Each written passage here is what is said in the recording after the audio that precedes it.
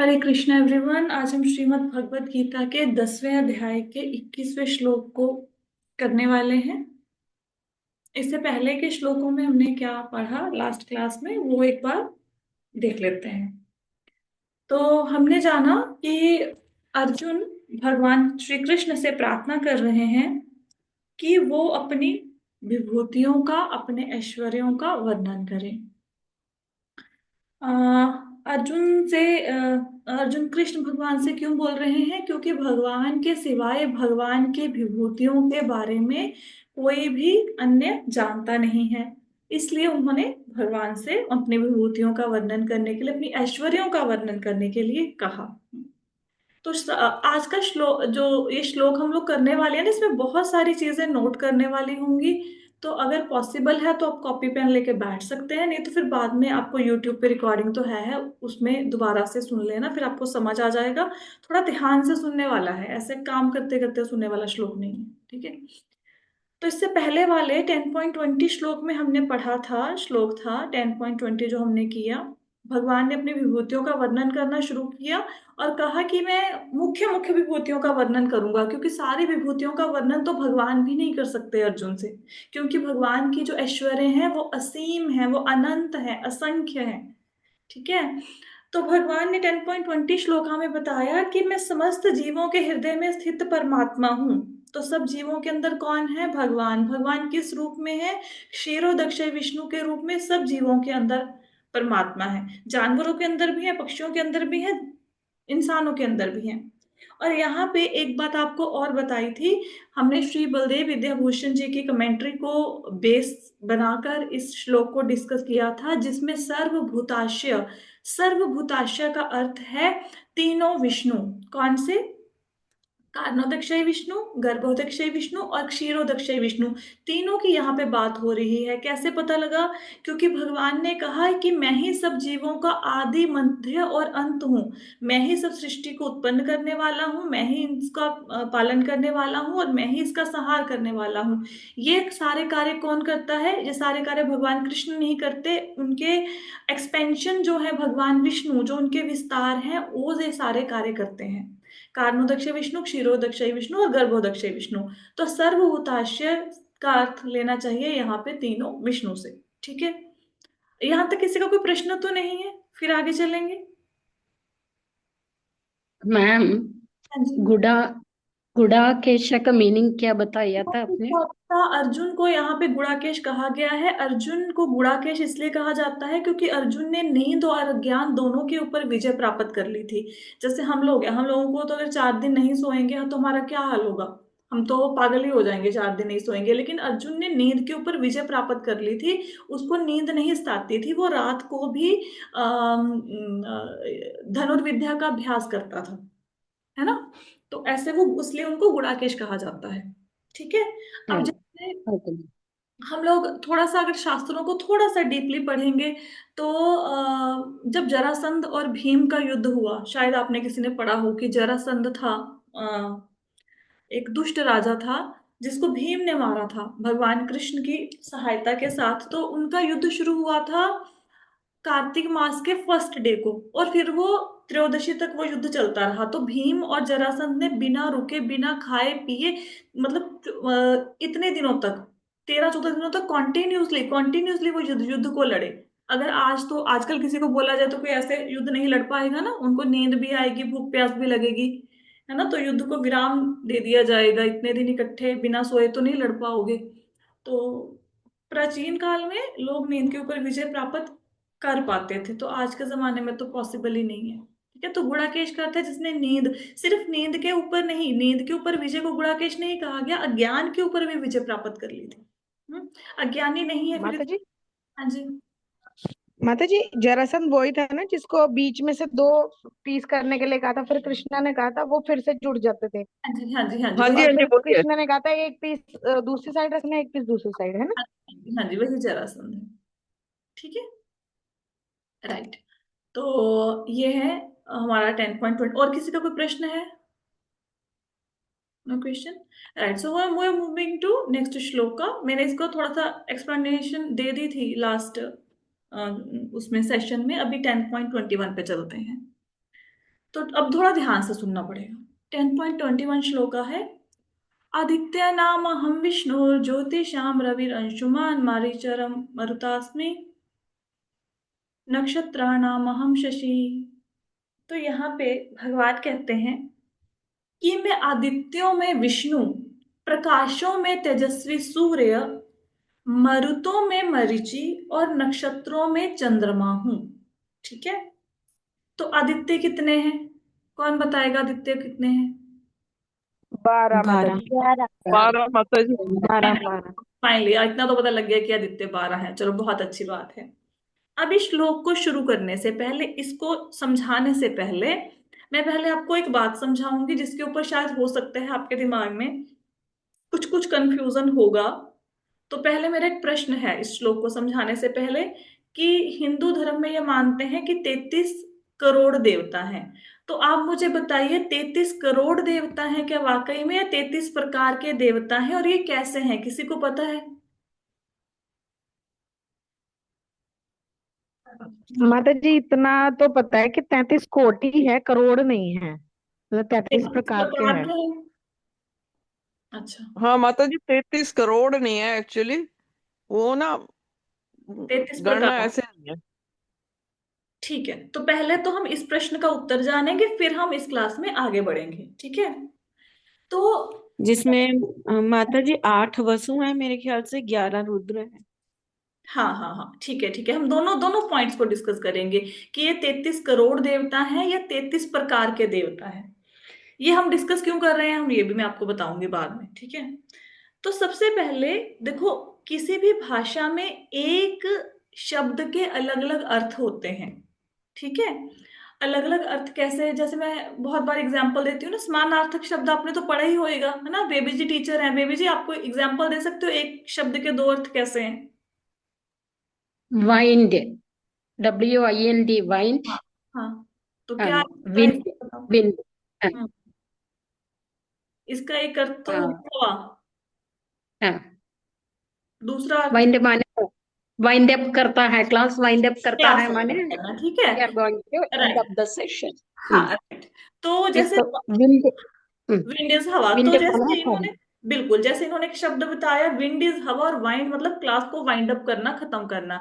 इसी प्रकार सिंपल सा एग्जांपल ले लेते हैं। ओल्ड का अर्थ बूढ़ा भी होता है, और ओल्ड का मतलब पुराना भी होता है। These are old books, this man is old. दोनों अर्थ होते हैं ना, बूढ़ा भी होता है, पुराना भी होता है। ऐसे ही संस्कृत भाषा में भी एक शब्द के कई कई अर्थ होते हैं। ठीक है। तो जब आप अलग अलग शास्त्रों को पढ़ते हो, जैसे बृहदारण्यक को पढ़ोगे, तो वहां पे बताया गया है 33 प्रकार के देवता हैं। ठीक है।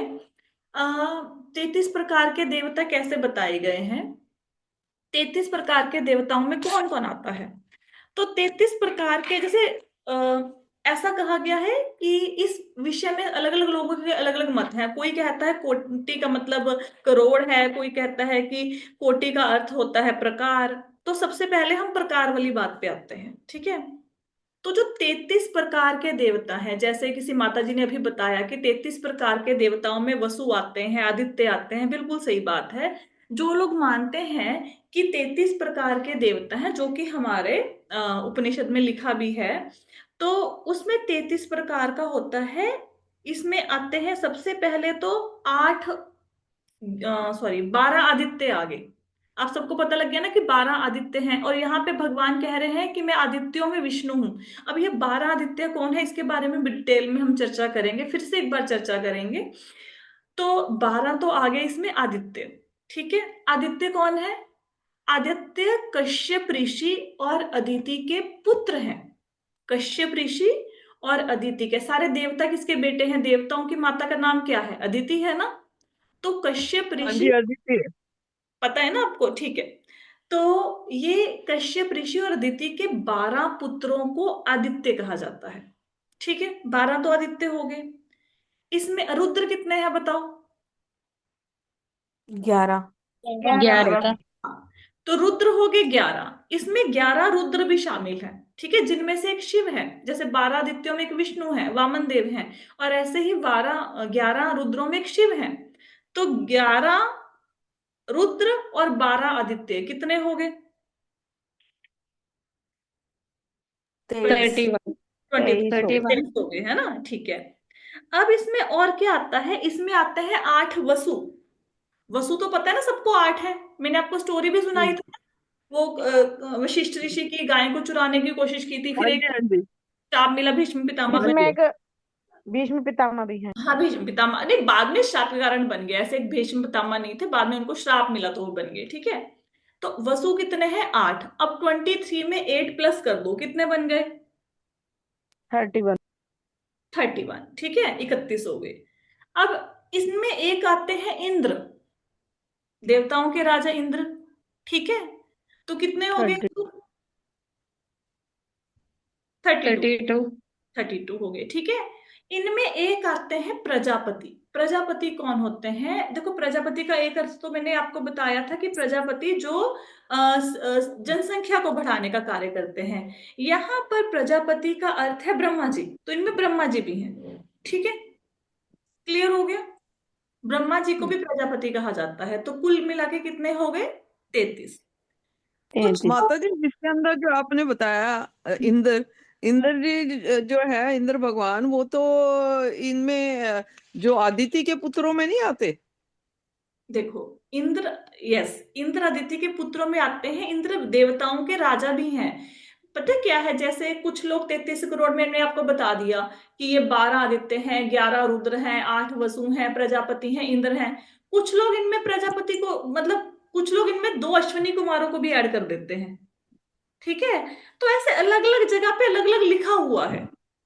तो फिलहाल हम लोग जिसके 33 करोड़ देवी देवताओं की बात करते हैं, तो इनमें अगर आप पढ़ेंगे तो ये आपको 33 प्रकार के देवी देवता मिलेंगे बृहदारण्यक उपनिषद के अनुसार। समझ आए? क्लियर हो गया? जी माता जी। ठीक है। तो 33 हो गए ये प्रकार के देवी देवता। तो इसमें दोबारा से रिपीट कर लेते हैं। 12 आदित्य, 11 रुद्र, 8 वसु, एक इंद्र और एक प्रजापति, जिनको हम ब्रह्मा जी कहते हैं। ठीक है। अब अब ये हो गए 33 करोड़, 33 प्रकार के।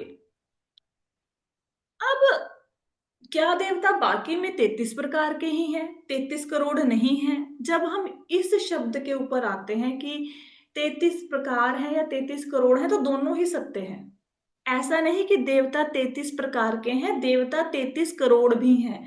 और प्रभुपाद जी इसको भगवद गीता में कई जगह पे भागवतम में कोट भी करते हैं कि 33 करोड़ देवी देवता भी हैं। आप दोनों प्रकार से इसको मान सकते हो। कैसे समझोगे? सिंपल सी एग्जांपल है, बहुत बार आपको मैंने बताई। ठीक है। जैसे आपने बनाई खीर, और खीर में आपने क्या डाला? आपने डाला काजू, डाला बादाम, डाला उसमें शोगी, डाला पिस्ता, डाला इलायची पाउडर, डाला नारियल का पाउडर, डाला। अब कोई व्यक्ति बोलेगा क्या डाला इसमें? आप बोलोगे मैंने इसमें 6 चीजें डाली। ठीक है। साथ में आपने दूध डाला, चीनी डाली, चावल डाले। ठीक है। तो आपको कोई पूछेगा कि कितनी चीजों से खीर बनाई, तो आप बोलोगे मैंने 9 चीजों से खीर बनाई। आप ऐसा बोलोगे।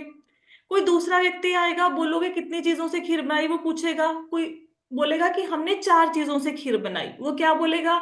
मैंने दूध लिया, चावल लिया, चीनी ली और ड्राई फ्रूट्स ले लिए। तो दोनों में से सही कौन है, बताओ? माता जी दोनों ही सही है। दोनों सही है। दोनों दोनों से? सही है। हाँ। अब अगर मैं बोलूं कि यहाँ पे क्लास 14 लोग क्लास अटेंड कर रहे हैं, ठीक है, तो ये सही है।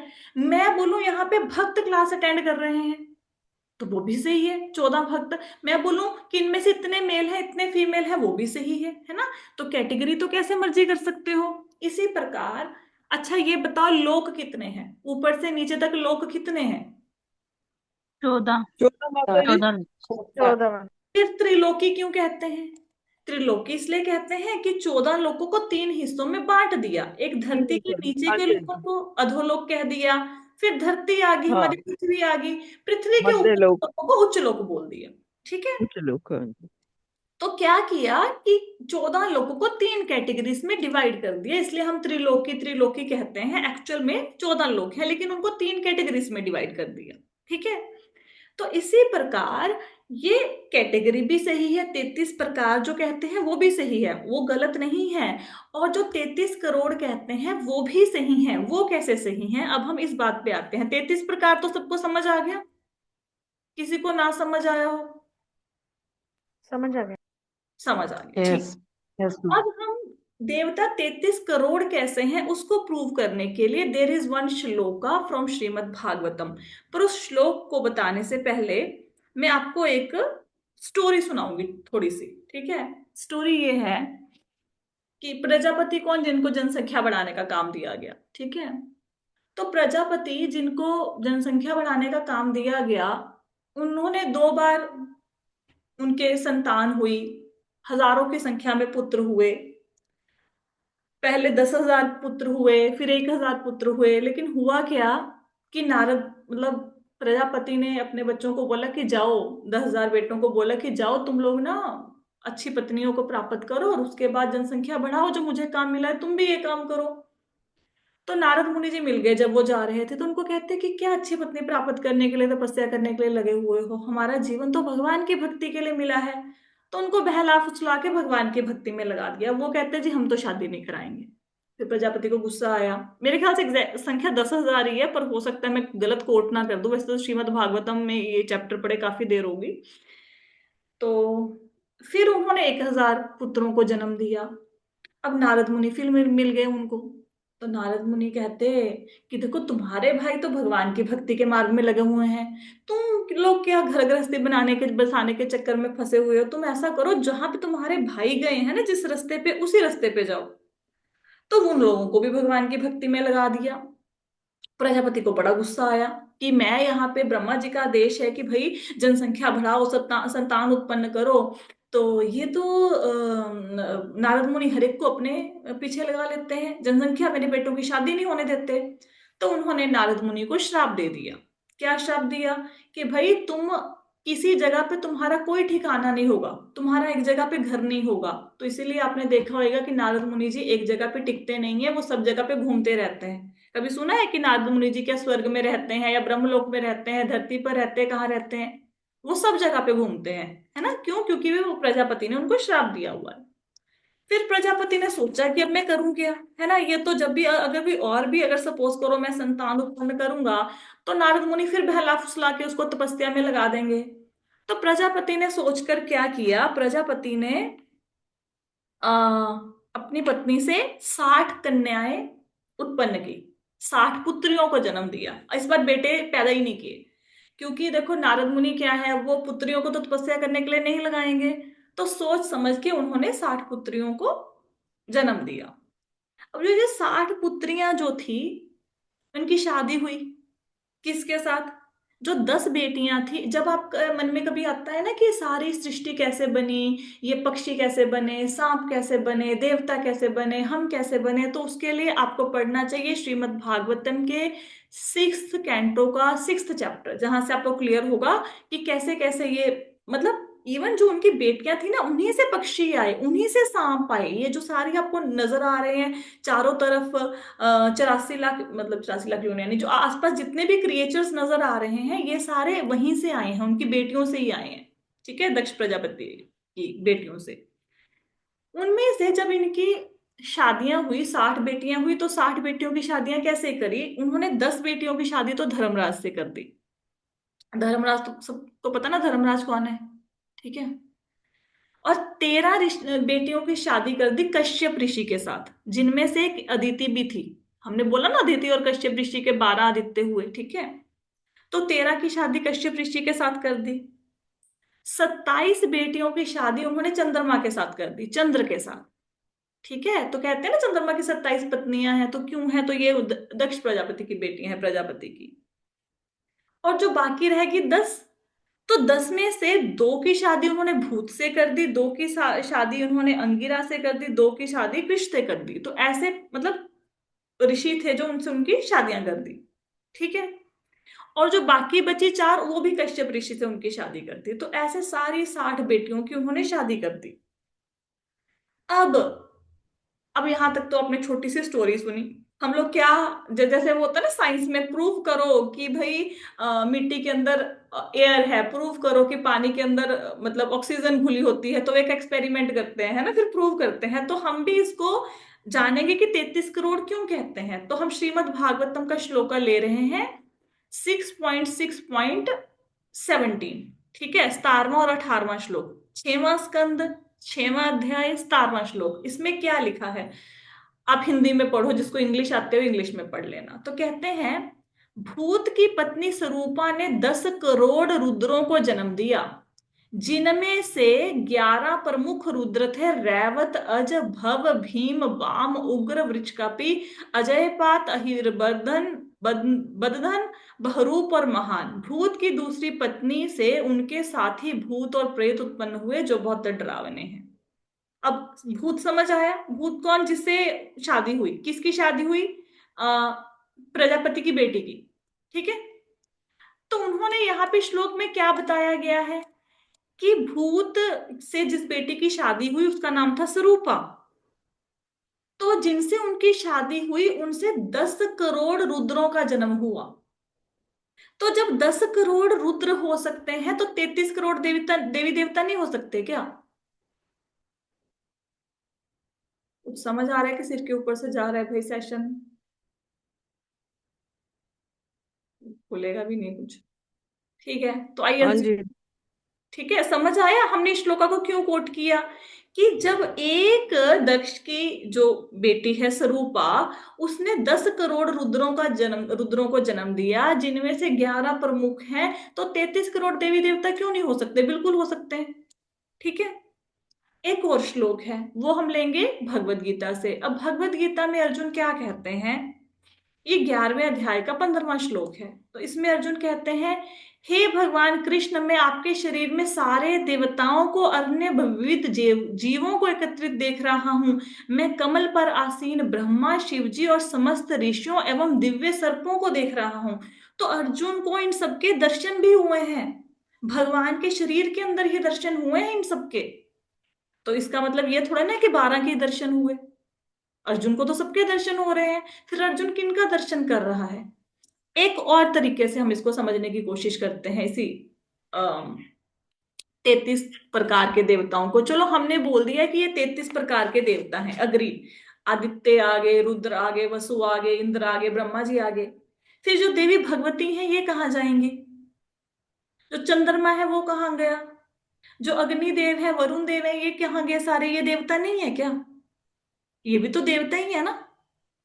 तो फिर ये तो इस कैटेगरी में नहीं आए 33 प्रकार के देवी देवताओं में। ठीक है, तो दोनों ही ठीक है, 33 प्रकार भी ठीक है। और अब लिंग पुराण को पढ़ो, लिंग पुराण के अनुसार 33 करोड़ देवता है, तो किसको सही मानोगे? तो दोनों ही सही है, कोई भी गलत नहीं है। किसी ने कैटेगराइजेशन कर दी, उसको 33 में कर दिया, और किसी ने उसको 33 करोड़ बोल दिया। ठीक है, यहां तक समझ आया सबको? यस जी माता यस जी। मैम। ठीक है, तो अब हम ये प्रश्न कहाँ से आया कि कितने देवता हैं? इस आइडली अगर मैंने इस श्लोक को आपको करवाना हो ऐसे जल्दी जल्दी में, तो ये श्लोक हार्डली 5 मिनट का काम है कि मैं आपसे पूछूं कि आदित्यों 12 होते हैं, उनमें से एक विष्णु भगवान है। सूर्यों में के प्रकाश, सूर्य सबसे अधिक तेजवान है, उसमें सूर्य का तेज किसके कारण है? भगवान के कारण। ऐसे हम भाग भाग के भी श्लोक को कर सकते हैं, 5 मिनट में हमारा श्लोक कवर हो जाएगा। लेकिन मेरा प्रयास होता है कि जितना इस भगवत गीता की क्लास में आपको ज्ञान दे सके उतना बांट दें। ठीक है, ताकि आपको एक एक शब्द का मीनिंग पता हो, एक एक शब्द का। अब अब हम लोग इसलिए ये सारे डिस्कशन को कर रहे हैं, देवी देवताओं की चर्चा कर रहे हैं, या कितनी प्रकार के देवी देवता हैं इसलिए चर्चा कर रहे हैं, क्योंकि यहाँ पे भगवान बताएंगे कि जैसे मैं आदित्यों में विष्णु हूं। अब अगर किसी को आदित्य ही नहीं पता, अगर किसी को रुद्र ही नहीं पता, अगर किसी को वसु ही नहीं पता, तो फिर अब मरुतों में मैं मारीची हूं। अब ये श्लोक आप पढ़ लिया, मरुत ही नहीं पता किसी को, नक्षत्र ही नहीं पता, तो उसके लिए श्लोक ऐसे होगा कि बस पढ़ लिया आगे बढ़ गया। तो हमें कोशिश करेंगे कि एक एक शब्द को समझ लें। ठीक है, और ताकि भगवत गीता में एक्चुअल में जब पढ़ो ना तो लगे कितनी इंटरेस्टिंग है भगवत गीता। मतलब भगवान मतलब किससे? अब देखो, जैसे अब कोई बंदा बोले मैं मिठाइयों में रसगुल्ला हूं भाई, कोई ऐसा बोले, है ना, तो वो रसगुल्ले की श्रेष्ठता को तभी स्थापित कर पाएगा अगर उसको लड्डू का स्वाद भी पता है, गुलाब जामुन का भी पता है, बर्फी का भी पता है। ठीक है, अगर सब कुछ पता है, अगर आप लोगों को पूछे कहाँ घूमने जाना है, आप बोलोगे मनाली सबसे अच्छा है। अरे मनाली इसलिए अच्छा है, अगर किसी ने शिमला भी घूमा है, किसी ने कोई ऊटी भी गया है, कोई देहरादून भी गया है, तो सबको कंपेयर करके बता रहा है ना कि सबसे अच्छा क्या मनाली। ठीक है, तो अगर हमें बाकी सबका पता होगा तभी तो हम जान पाएंगे कि भगवान किन से अपने आप को कंपैरिजन करके सबसे बेस्ट जो है वो बता रहे हैं, तो वो बेस्ट कौन है। ताकि पहले अगर हमें उनके नीचे वाली कैटेगरी का पता होगा तभी तो पता लगेगा ना कि भगवान बेस्ट कैसे हैं। राइट, इसलिए हम इसको पढ़ रहे हैं। अब ये हुई 33 करोड़ देवी देवताओं की बात। अब इस बात पे कंफ्यूज नहीं होना कि 33 करोड़ है कि 33 प्रकार है, दोनों ही उत्तर सही हैं। क्योंकि खीर 9 चीजों से बनी या खीर 4 चीजों से बनी, दोनों ही उत्तर सही हैं। ठीक है, अब आगे चलते हैं। पहला शब्द पकड़ते हैं, मैं आदित्यों में विष्णु हूं। आदित्य कितने हैं दोबारा से बताओ, कितने? 12 माता 12। 12 माता जी। हालांकि इन 12 आदित्यों के बारे में मैंने आपको पिछली क्लास में पढ़ा दिया है, लेकिन फिर भी क्योंकि वो क्लास में थोड़ा सा ऐसे ही जल्दी जल्दी में ना एक थोड़ा सा बताया था, तो इस क्लास में थोड़ा सा उसको डिटेल में पढ़ लेते हैं ताकि आपको ये समझ आ जाए। उस क्लास को लगाने के बाद ना कुछ लोग ऐसे कंफ्यूज हो जाएंगे कि अच्छा आदित्य मतलब सूर्य, इसका मतलब ये है कि अदिति के पुत्र, अदिति और कश्यप के 12 आदित्य थे, मतलब 12 सूर्य देवों को उन्होंने जन्म दिया। आदित्य 12 मतलब 12 सूर्य होते हैं। इसका अर्थ ये नहीं है कि 12 सूर्य होते हैं। सूर्य तो इनमें से एक ही है विवस्वान, बाकी अदिति के पुत्र हैं ये सारे। ठीक है, और कहीं कहीं पे वेदों में क्या है, वेदों में ना कहीं कहीं पे लिखा है आदित्य का अर्थ सूर्य माना जाता है, और कहीं कहीं पे आदित्यों का अर्थ लगाया जाता है ये 12 आदित्य। लेकिन सूर्य का एक नाम आदित्य भी है। आपको पता है सूर्य का पर्यायवाची आदित्य होता है? किसी ने सुना है? हिंदी की पुस्तक में कभी पढ़ा है सूर्य को आदित्य कहते हैं? हाँ जी माता जी। ठीक है। मंत्र में भी आता है माता जी, जब हम जल देते हैं तो आदित्याय नमः, भास्कराय नमः, ये सब बोलते हाँ हाँ हाँ, बोलते हैं ना। तो आदित्य का अर्थ सूर्य भी होता है, वो भी ठीक है। जैसे ओल्ड का अर्थ पुराना भी ठीक है, ओल्ड का मतलब बूढ़ा बूढ़ा भी ठीक है, लेकिन आपको देखना पड़ेगा कि जो बात हो रही है वो किस कॉन्टेक्स्ट में हो रही है। इसलिए जब आप मेरे से कभी कभी कुछ प्रश्न करते हो कि इस शब्द का क्या अर्थ है, कोई श्लोक आप मुझे बताते हो, तो मैं हमेशा आपसे पूछूंगी कि ये कौन से श्लोक को आप कोट कर रहे हो, क्योंकि हर श्लोक के अनुसार उस शब्द का अर्थ बदल जाता है। ठीक है, अब जैसे आत्मा है, आत्मा से शब्द के बहुत सारे अर्थ हैं, तो कौन से श्लोक में किस रूप में कोट किया गया वो देखना पड़ेगा। अब जैसे भूताश्य पढ़ा हमने पिछले श्लोक में, तो भूताश्य का अर्थ हम तो भूत, पहले हमने क्या पढ़ा था, भूत का अर्थ है पंच महाभूत और जीव भूत। फिर अगले श्लोक में हमने क्या बोल दिया कि यहाँ पे भूताश्य का अर्थ क्या है, तीनों विष्णु है इसका अर्थ। तो जैसा श्लोक है उसके अकॉर्डिंग उसका कॉन्टेक्स्ट चेंज हो जाता है बात करने का। तो यहाँ पे जो 12 आदित्य की बात हो रही है, यहाँ पे आदित्य का अर्थ सूर्य नहीं है। भगवान जब बोलते हैं कि मैं आदित्यों में विष्णु हूं, तो भगवान ये कह रहे हैं कि अदिति और कश्यप के जो 12 पुत्र हैं उनमें से एक अवतार लॉर्ड विष्णु का है, जो कि वामन देव के रूप में अवतरित हुए। वो वामन देव मैं हूं। अदिति और कश्यप के 12 पुत्रों में से जो कि 12 आदित्य हैं उनमें से वामन देव विष्णु मैं हूं, ये कह रहे हैं भगवान। समझ आया? जी माता जी। ठीक है। अब ये 12 आदित्य कौन है, किस आदित्य का क्या काम है, वो थोड़ा सा हम कल की क्लास के बारे में फिर से चर्चा कर लेंगे ताकि आपको कोई कंफ्यूजन ना रहे कि आदित्य सूर्य है या अदिति के पुत्र हैं। थोड़ा सा कंफ्यूजन आपका और क्लियर हो जाएगा कल की क्लास में। आज की क्लास में अगर किसी को कोई प्रश्न पूछना है तो पूछ सकते हैं, जिसको जो नहीं समझ आया वो पूछ लो।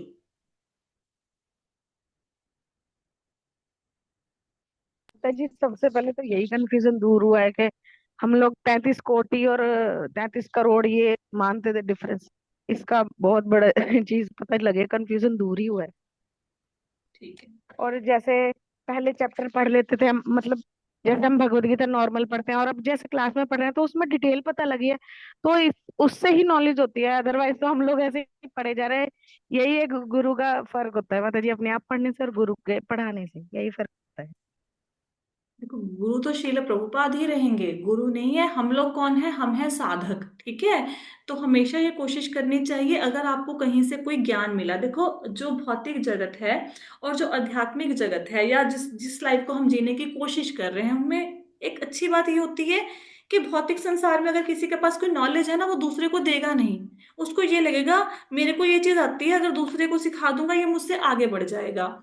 और जहां जिस रास्ते पे हम चल रहे हैं, ये रास्ता एक ऐसा है कि जब आप देखते हैं कि आपके कुछ बताने से, आपके सिखाने से, आपके कुछ पढ़ाने से आपको कोई ज्ञान हुआ, उसको किसी को देने से कोई दूसरा व्यक्ति के भक्ति के मार्ग में बढ़ रहा है आगे, और वो आपसे भी आगे निकल गया, तो बहुत खुशी होती है। बहुत, जैसे कहते हैं ना कि गुरु गुड़ रह गया चेला चीनी बन गया। तो जब आप लोग भक्ति के मार्ग में प्रोग्रेस करते हैं तो बहुत अच्छा लगता है। कभी आप भी कहीं से कुछ सुने, कुछ सीखें, भगवान के विषय में कोई बात पता चले, तो आप सबको बताओ। ये बताना ही कीर्तन है। कीर्तन मतलब घंटियां बजाना कीर्तन नहीं है अकेला।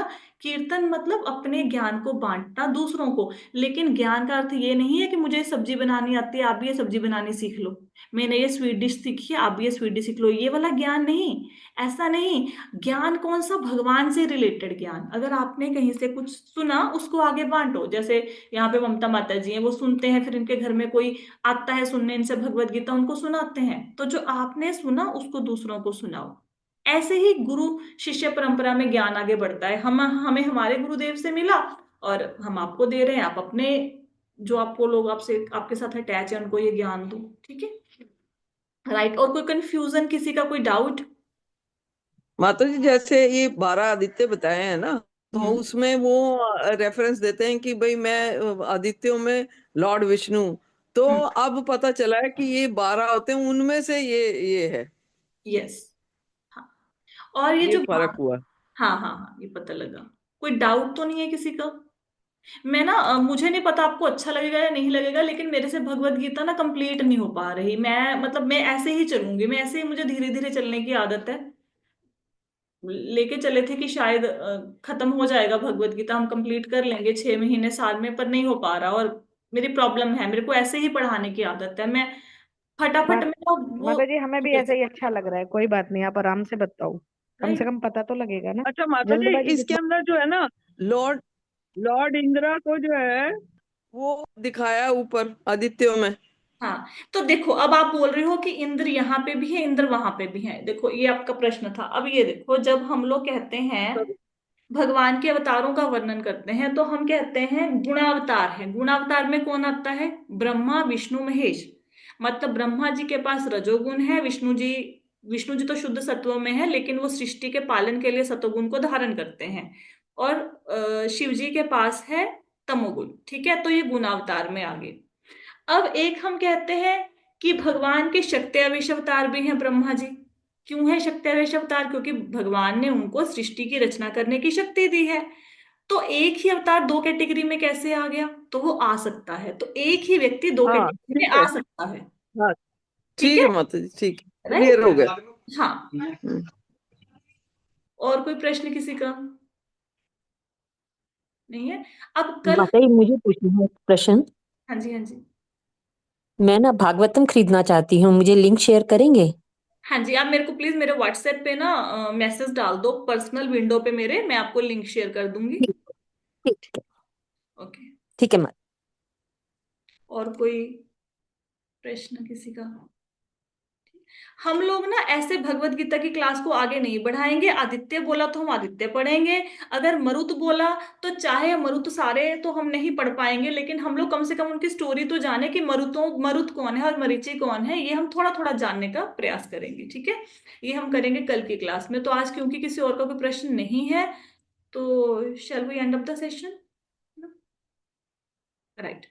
तो कल की क्लास में फिर से ऐसे कॉपी पेन लेके बैठना है, जो नोट बना रहे हैं, नोट्स बना रहे हैं अपने, ठीक है। कल की क्लास में हम कुछ और नया डिस्कस करेंगे और श्लोक की और गहराई में जाएंगे, भले ही 2 दिन और लग जाए।